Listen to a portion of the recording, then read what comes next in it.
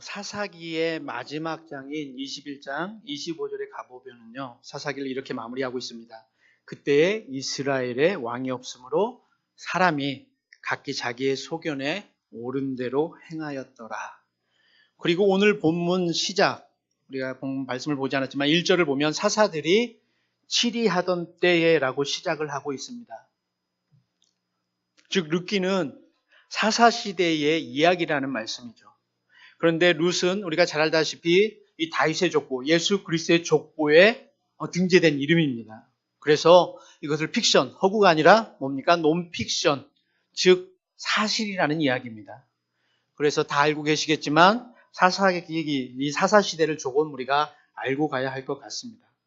사사기 시대는 혼란과 불안의 시대였습니다. 그래서 내부적으로는 이스라엘의 그 각 지파들끼리 이권 싸움, 자기들끼리 이간질, 그 싸움이 있었고, 외부적으로는 가장 대표적으로 블레셋과 같은 이방 족속들로 인해서 항상 침입을 받고 억압을 받고, 그래서 이 조공을 바치는 정치적으로도 혼란기였습니다. 이 가장 중요한 이 종교적으로는 우상 숭배에 빠진 정도가 아니라 혼합 종교라고 하죠. 하나님을 배신한 게 아니에요. 배도한 게 아니에요. 그래서 이 하나님을 섬긴다 하면서 이전에도 몇 번 말씀드렸지만 신당을 차려놓고 왼쪽에는 여호와 하나님을 섬기기 위한 단상과 오른쪽에는 바알과 아사랴의 단상을 세워놓고 동시에 섬겼다는 거죠. 그래서 이 사사시대는 혼합 종교로서 잡교의 시대였다는 것입니다. 그래서 사사기 마지막 말씀에 자기의 소견에 옳은 대로 행했다는 것이죠. 옳은 대로 행했기 때문에 자기가 옳다는 겁니다. 오늘 우리의 삶에서 보면 다양성이라고 하죠. 신앙생활 하는데 각자 처지가 다르고 여건이 다르고 다 인정됩니다. 그런데 그게 주가 되면 자기 소견에 옳은 대로가 된다는 거죠. 그래서 이 옳다의 기준인 하나님이 없는 세상이었다는 것입니다. 이러한 시대적 배경을 통해서 오늘은 특별히 룻과 보아스가 아닌 나오미라는 한 여성을 통해서 여전히 오늘 우리 가운데 함께 하시는 하나님을 만나고자 합니다. 나오미의 삶은 이렇습니다. 사사들이 치리하던 그때에 이 베들레헴, 유대의 땅 베들레헴에 한 사람이 있었습니다. 엘리멜렉이라는 사람이죠. 이 엘리멜렉의 아내가 나오미였습니다. 그리고 말론과 기련이라는 두 아들이 있었습니다. 그런데 이 유대 지역에 기근이 들면서 이 팔레스타인의 최남단인 모압 땅으로 이 가족이 이주를 하게 됩니다. 그런데 이곳에서 두 아들이 결혼을 하죠. 그래서 나오미에게 이방 여인이지만 그래도 착실한 며느리 오르바와 룻을 두게 됩니다. 그런데 오늘 봉독한 본문 이전 5절로 보면 그곳에 거주한 지 10년 만에 아들 둘이 죽었다고 기록됩니다. 연고는 나와 있지 않지만 이주한 지 10년 만에 아들 둘이 죽었습니다. 그런데 나오미는 이 아들만 죽은 것이 아니라 10년이란 세월, 그 중간 3절로 가보면 10년이란 세월 중에 먼저 남편인 이 엘리멜렉이 죽었다는 거죠. 우리도 지금 엄청난 문명에 발전된 시대를 살고 있으면서도 우리도 남편이나 아들을 먼저 보내면 억세년이라고 합니다. 지금도. 그런 소리를 듣습니다. 기가 세서 남편 잡아먹고 자식 잡아먹었다 하면 소리를 호랑이 담배 피던 시절에만 듣는 것이 아니라 지금도 듣고 있다는 거죠.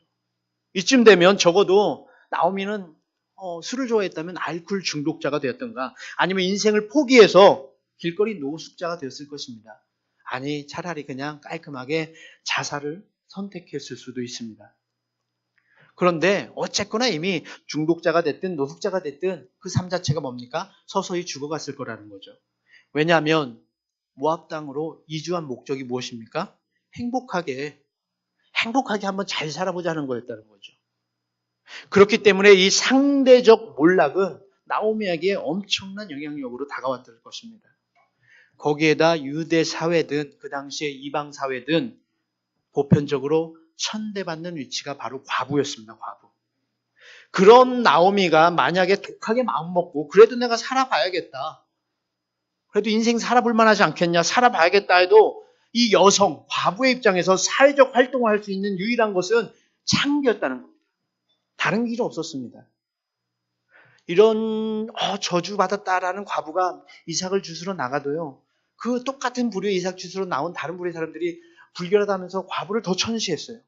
그래서 그 무리 속에서 이 이삭 죽기도 할 수 없는, 그래서 말씀해 보면 그 5 남편을 가졌던 여인이 한낱 떼양볕에 아무도 오지 않는 곳에 물길로 나왔던 그런 우리가 이야기를 할 수 있습니다. 그러니까 그런데 그것도 이제는 나이가 들어서 감당하기 어려운 나오미였다는 것입니다. 제가 남성이지만 여성이 무너질 수 있는 최악의 상황이라는 거죠. 어떤 상황이 와도 남자인 제가 생각해봐도 이보다 더 할 수 있을까? 그래서 생각에 말씀을 준비하면서 참 이게 논픽션이라는 것에 안타까움에 가슴이 저려오더라고요. 그런데 말씀에서 나오미는 다른 선택을 합니다. 바로 6절에 보면 여호와께서 자기 백성을 돌보시사 그들에게 양식을 주셨다라는 소문을 들었다는 것입니다. 그리고는 그 자리에서 바로 자기 고향 베들레헴으로 돌아가기 위해서 기약 없는 길을 나서는 모습의 나오미를 우리는 보게 됩니다. 남편 엘리멜렉과 그 땅을 떠날 때는 말씀 1절에 보면 그 땅에 기근이 들었다. 엘리멜렉의 상태를 보여주는 거죠. 그 땅에 기근이 들었기 때문에 내가 아무리 생각해봐도 내가 남성 중심 사회에서 내가 남자로서 아무리 생각해도 여기는 길이 없어. 떠나자. 주체가 엘리멜렉이었다는 거죠. 나오미는 뭡니까? 수동적이었다는 겁니다. 그런데 이제 그 주체가 되고 스스로 선택할 수 있는 상황이 되니까 뭐예요? 나오미의 귀에 뭐가 들려요? 여호와께서 자기 백성을 돌보셨다라는 소문이 들렸다는 겁니다. 분명 다른 소문도 있었을 것이라는 거죠. 왜냐? 사사시대입니다. 사사시대. 그때의 왕이 없으므로 저마다 자기 소견에 옳은 대로 행하던 시대와 문화였기 때문입니다. 그렇기 때문에 하나님이 돌아보셨다라는 소문은 극소수였을 것이고 내가 살다 인생의 풍부한 경험, 인본주의적으로 노력하니까 농법을 바꿔보니까 흉년이 왔다. 아니면 농사의 그 가나안 땅의 농사의 신이었던 바알과 아세라가 드디어 우리를 돌아봤다. 혼합된 종교적 분석이 더 팽배한 소문으로 돌았을 것이라는 것이기 때문입니다.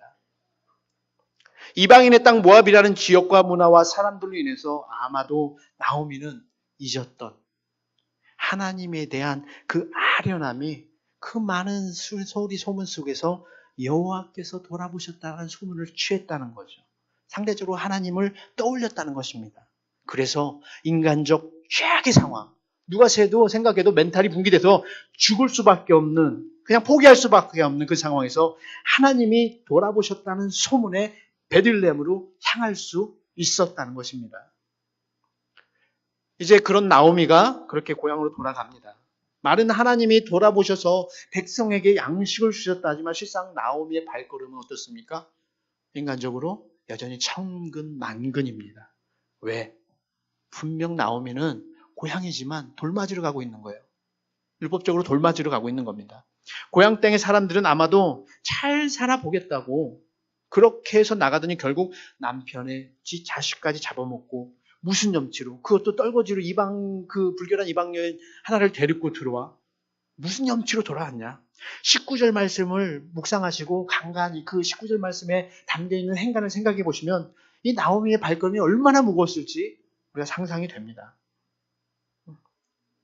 또 친척들, 이 율법적으로 자신들의 가진 땅의 일부를 어떻게든 나오미에게 아들을 만들어서 집안을 일으켜줄 의무가 있습니다.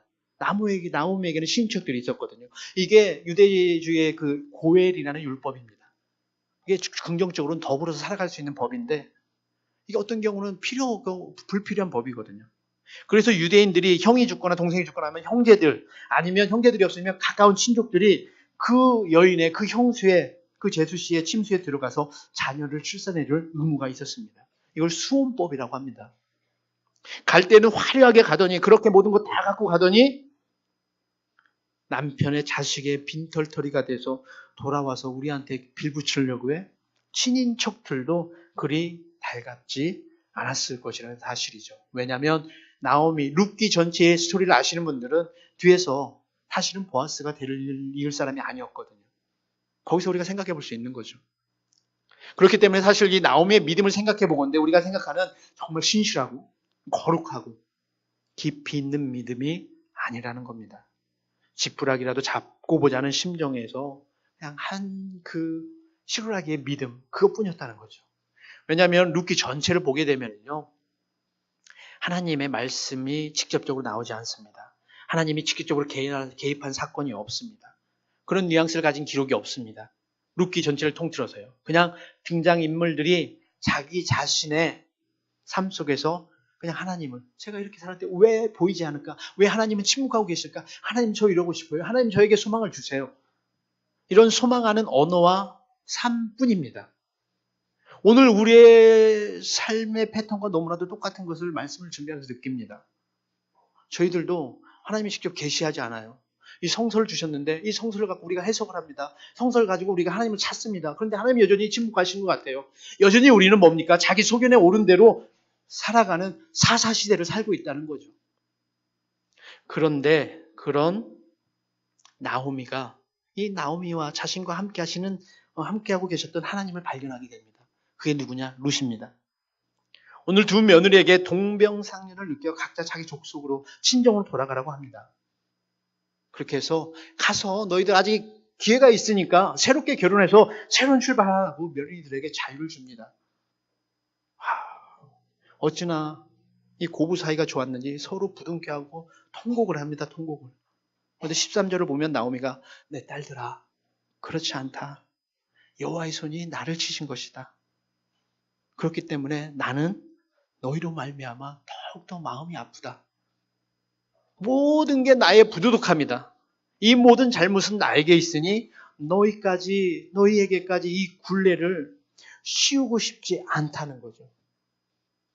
그러자 오르바는 시므에게 입을 맞추고 자기 친정으로 돌아갑니다. 그런데 끝까지 나오미를 따르겠다면서 손을 놓지 않는 룻을 나오미는 보게 되죠.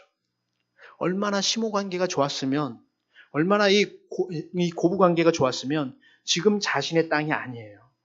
오히려 룻은 자신의 고향 땅을 저버리고 유대인들에게는, 자신에게는 이방인의 땅이죠.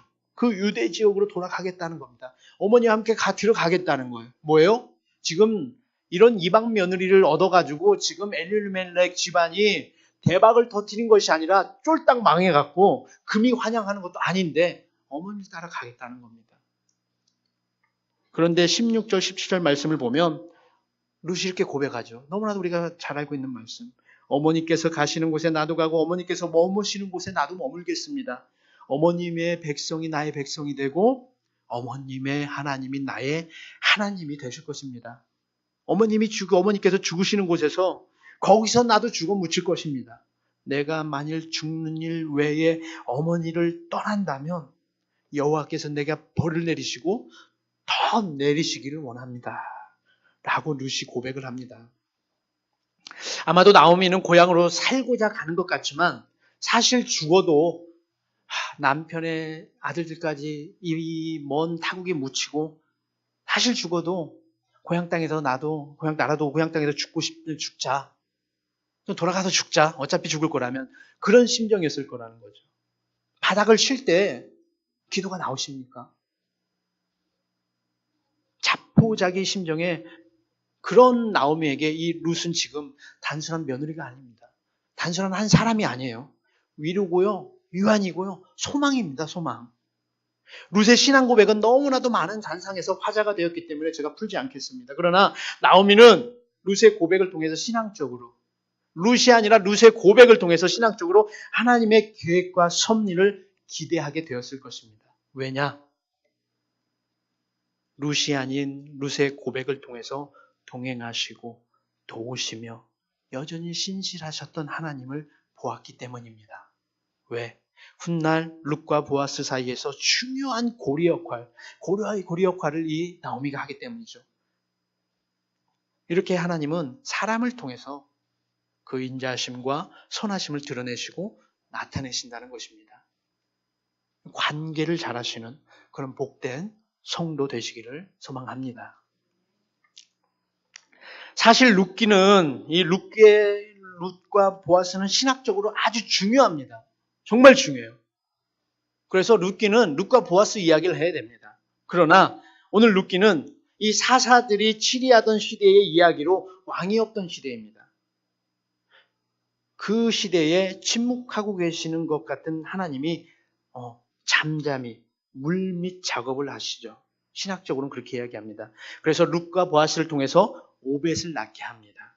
그래서 룻기의 마지막 절에 가면 오벳은 이새를 낳고 이새는 다윗을 낳았더라. 즉 왕이 없던 시대에 다윗 왕국이라는 그 전조를 하나님은 우리에게 보여주고 계시는 것이죠. 그렇기 때문에 신학적으로는 이 룻과 보아스를 중요시합니다. 그러나 룻과 보아스를 연결했던 이 고리, 바로 나옴이라는 사실을 우리는 잊지 말아야 합니다. 소견에 옳은 대로 행하던 사사시대였습니다. 그렇기 때문에 나오미가 그 많은 소문 중에 여호와의 소식을 듣고 택했다는 거죠. 자기 소견에 옳은 대로 택했다는 겁니다. 그래서 이 나오미가 택한 귀향이 룻과 보아스를 만들었다는 거죠.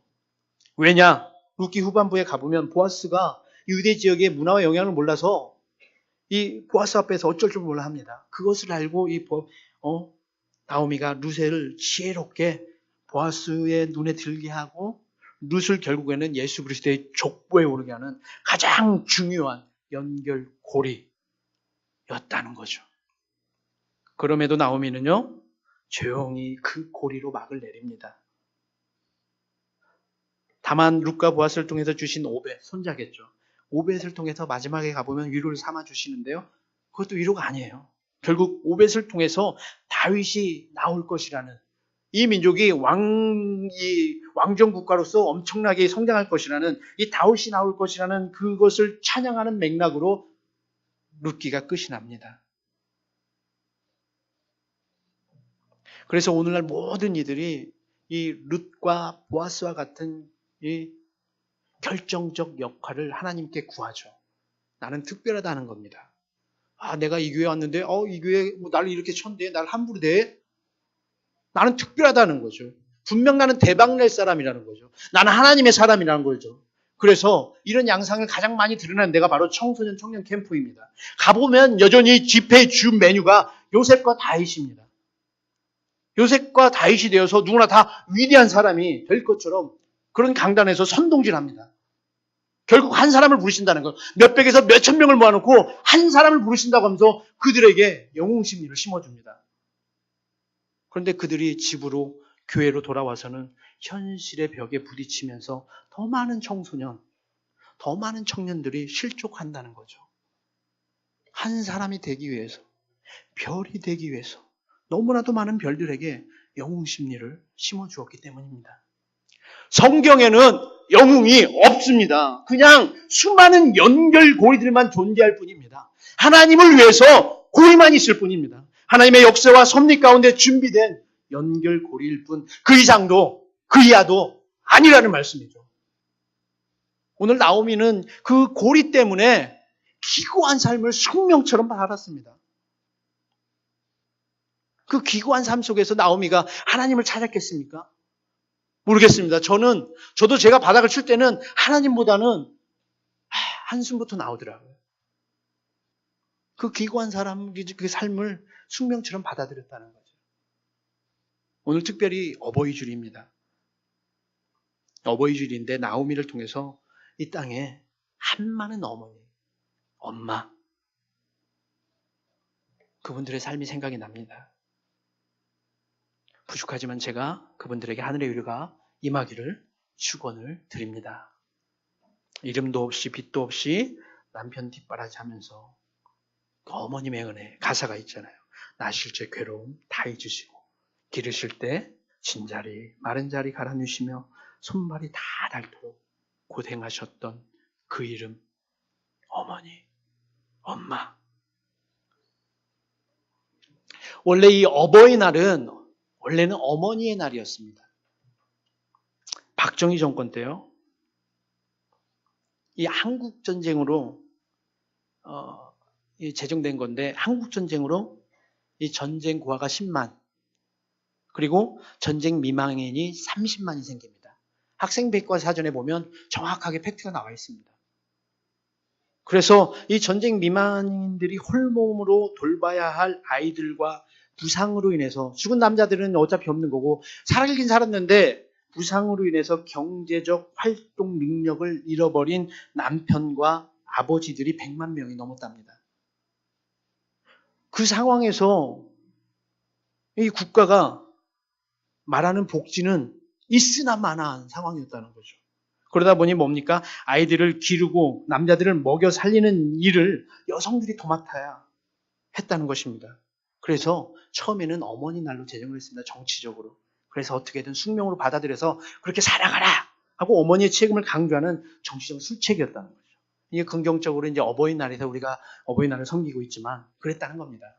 그러니까 한국전쟁 이후로 그 어머니들이 온갖 가난과 서름과 차별 속에서 정부에서 나라에 무조건 충성해라 이것만 강조하면 반발심이 일어날 수 있으니까 효를 갖다 붙인 거예요. 충효. 그래서 나라님의 뜻에 숙명처럼 살아가셨던 분들이 바로 우리 어머니들이었다는 거죠. 엄마였다는 거죠. 이 땅의 경제 성장과 사회 문화의 발전 그리고 가난에서의 탈출 누가 했습니까? 엉뚱한 박씨 집안이 아닙니다. 부패와 비리로 기름기 두둑한 상징적으로 이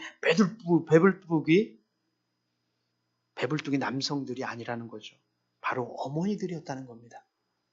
내리사랑으로 인한 내가 그렇게 하지 않아도 되는데 내가 저버릴 수 없는 자녀에 대한 이 내리사랑으로 인한 그 고리가 되어서 그 자녀들을 이 땅에서 그렇게 키워냈다는 거죠. 그렇게 자녀된 우리가 그런 아버님 세대들이 이 땅을 이렇게 세웠습니다. 그러면 한마디 할 것쯤 해요. 여자가, 엄마가 이 땅을 세웠다. 그런데 그렇게 이 땅의 어머니들은 숙명으로 받아들이고 조용히 고리가 되어서 사라지셨다는 거죠. 사실은 제주도만 모계사회가 아니라는 겁니다. 이 민족 자체가 전쟁으로 인해서 모계사회의 텃밭이었다라고 저는 감히 말씀드리고 싶습니다. 그래서 오늘 저와 여러분이 이 자리에 있다는 것, 이 자체가 아버님들은 서운할 수 있을지 모르겠지만 어머니라는 이름 앞에 우리가 감사해야 한다는 것이죠.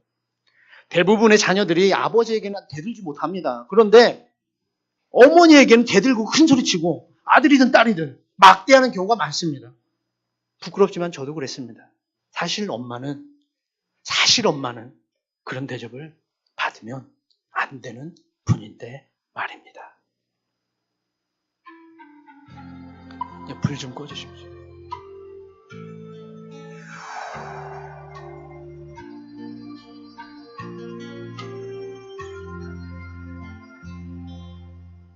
엄마는 그래도 되는 줄 알았습니다. 하루 종일 밭에서 죽어라 힘들게 일해도 엄마는 그래도 되는 줄 알았습니다. 찬밥 한 덩이로 대충 부뚜막에 앉아 점심을 때워도 엄마는 그래도 되는 줄 알았습니다. 한겨울 냇물에서 맨손으로 빨래를 방망이질해도 엄마는 그래도 되는 줄 알았습니다. 배부르다 생각 없다 식구들 다 먹이고 굶어도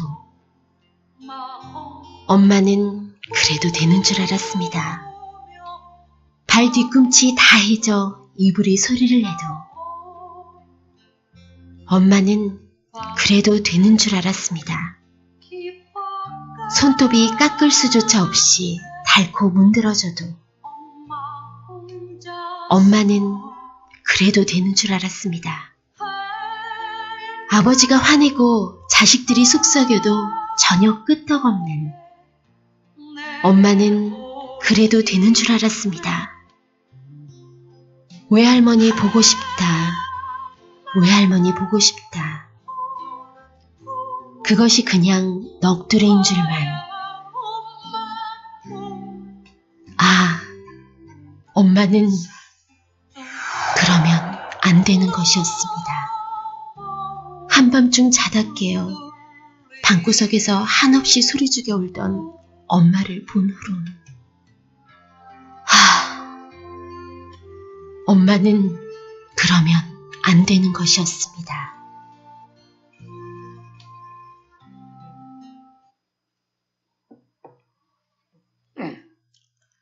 예, 엄마는 그러면 안 되는 것이었습니다. 마음 정돈하시고요.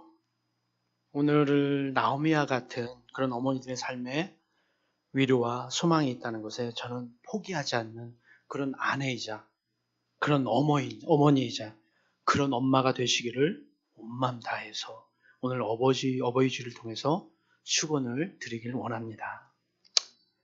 가장 중요한 거 이제 마무리하겠습니다. 결론입니다. 그뿐이 아니에요. 예수님마저도 고리가 되셨다는 거죠. 하나님과 동등되고 하나님이신 분이 고리가 되셨다는 겁니다.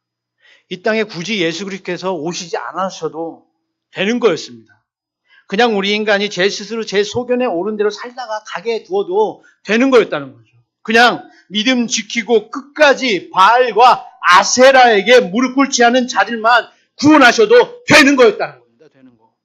이미 노아를 통해서 한 번의 구원을 허락하셨기 때문에 그러셔도 되는 거였다는 거죠.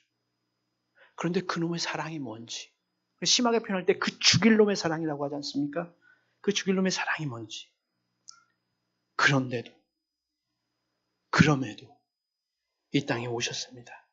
하나님과 우리 인간 사이에 고리가 되셔야만 하기 때문이죠. 그렇게 조용히 고리가 되어 하나님의 이름을 높여드리고 우리 인간에게는 새 삶을 주시고 그렇게 십자가를 지시고 역사의 뒤안길로 조용히 걸어가셨다는 것입니다. 아버지의 뜻을 이루어 드리기 위해서 말입니다. 오늘 우리가 먹고 살고자 하는 최대의 목적이 무엇입니까?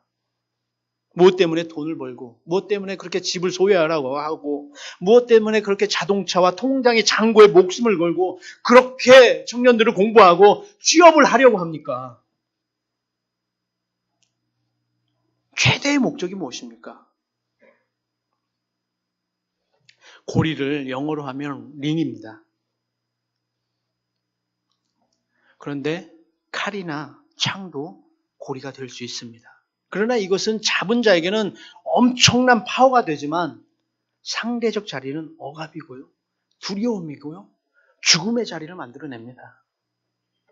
고리, 링이 되시기를 소망합니다. 마지막으로 옆에 분에게 인사했으면 좋겠습니다. 옆에 분과 앞뒤 분과 인사합시다. 감사합니다. 고리가 되어주셔서. 다시 한번요. 우리 서로 고리와 고리가 되어 살아갑시다. 지금 그 고백들이 이제 십자가 앞에서 이루어지는 복된 성도의 삶이 다 되시기를, 죽기까지 그 사랑으로 고리되기를 기뻐하셨던 우리 주님 예수 그리스도의 이름으로 간절히 축원을 드립니다. 사랑의 아버지 하나님, 감사합니다. 오늘은 어버이 주일입니다. 어떤 이에게는 감사와 존경의 절기가 될 수 있으나 그렇지 못한 이들도 있다는 것을 우리는 잘 알고 있습니다. 진정한 참 부모가 되시는 하나님의 사랑에 오늘 모든 이가 감사하며 기뻐할 수 있는 귀하고 복된 날 되게 하여 주시옵소서. 더 나아가 하나님 아버지의 위로와 회복과 치유하심을 통해서 저희들 좋은 부모가 되기를 소망합니다. 처음 가는 부모의 길입니다. 하나님 끝까지 함께 하셔서 좋은 자녀, 좋은 부모가 되어 존경받는 자들 되게 하여 주시옵소서. 또한 이 신광 공동체는 믿음의 저희 가족 공동체입니다. 하나님 안에서 복된 가족 공동체가 되어 서로가 서로에게 고리가 되어 함께 가는 기분 좋은 신명나는 공동체 되게 하여 주시옵소서. 이 모든 것이 주님의 뜻 가운데 있사오니 저희는 그저 맡겨진 자리에서 최선을 다하는 자 되기를 소망하며 우리 주님 예수 그리스도의 이름으로 간절히 기도하옵나이다. 아멘.